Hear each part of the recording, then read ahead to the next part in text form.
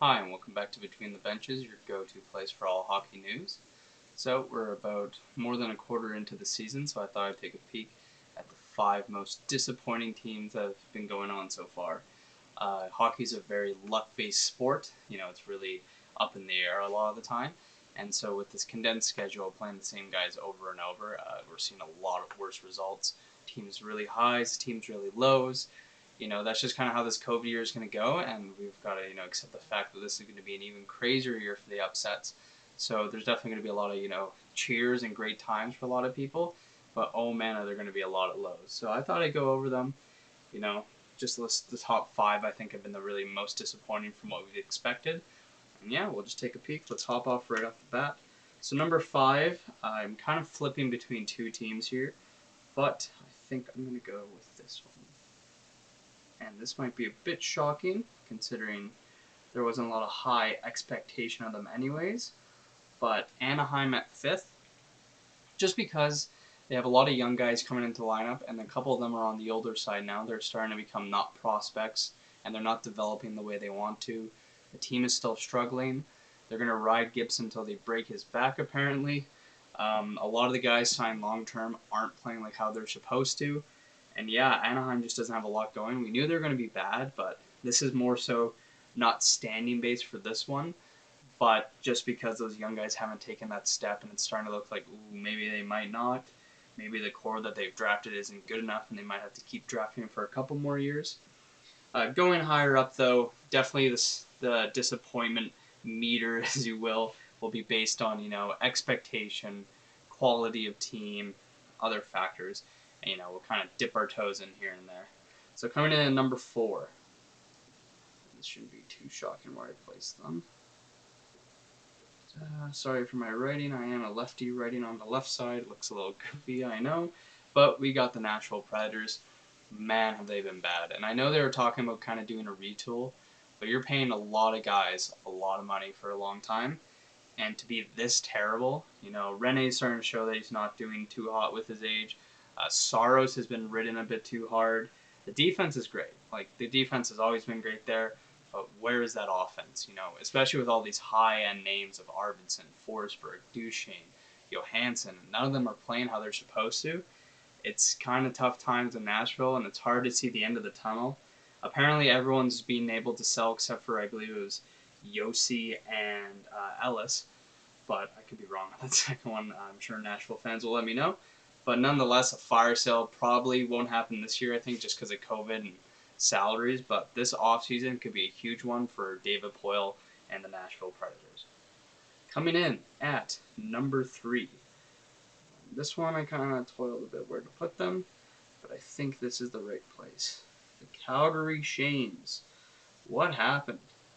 I know a lot of it's coaching. Jeff Ward has shown he's not an NHL coach. Throwing the lines in a blender like they're margaritas every time he gets the chance to, not a good strategy. They have a lot of vertical movement, but not a lot of side to side for their team, and it really doesn't work. They're not getting the offense out of their stars. Josh Leivo, I think, has one assist in 18 games or something like that. You sign all these depth guys, but the depth isn't there. Milan Lucic is scoring at a great rate, but where's the rest of the team? No one's supporting him. You got guys like Anderson finally hitting their stride, but where's the support, right? And there's only so many times you can say that. Granted, a lot of it does fall on the players. You need to play well, but man, oh man, it's hard to get that chemistry when every day you're playing with someone different. Every day the coach is throwing these stupid schemes at you.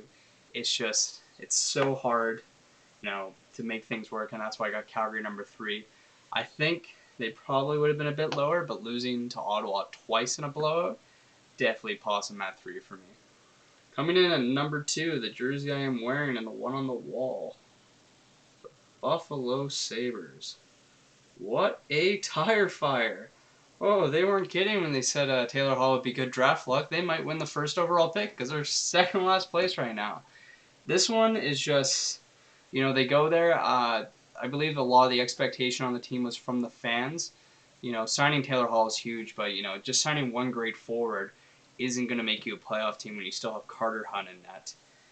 The team cannot compete in the East Division. It's shown that they don't have the talent, they don't have the heart, they don't have the hustle, they have nothing worth it of a hockey team. They look like a bunch of ECHL bums out there, And I've seen more heart and hustle in Orlando Solar Bear games than I've seen from the Buffalo Sabres recently.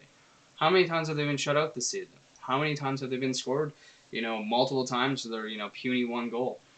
I only have them at second just because, when you looked at them, they looked good, but there was a lot of glaring issues, and then you got the injury bug where half their defensemen were out. COVID, where a lot of players got super sick, couldn't play, and now they're starting goaltenders out, and they're in the hardest division of hockey right now.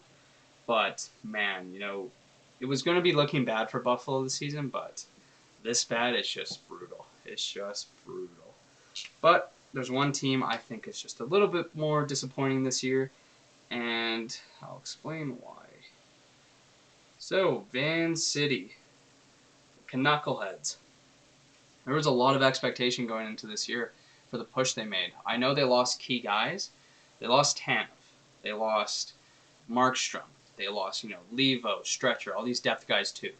But here's the thing. With the pieces they have added, you add Schmidt on that blue line, Travis Hamonic on that blue line. You have all these great, solid pieces. Yes, you lose Markstrom. That's a huge blow. But you have Demko hitting his prime. You had Holtby, who's still a serviceable backup, won a Stanley Cup. And then you got Pedersen taking that next step. Hughes taking that next step. You got all these guys. Horvat hitting his stride. Miller hitting his stride. Now's Hoglander coming into the top 6 and being fantastic.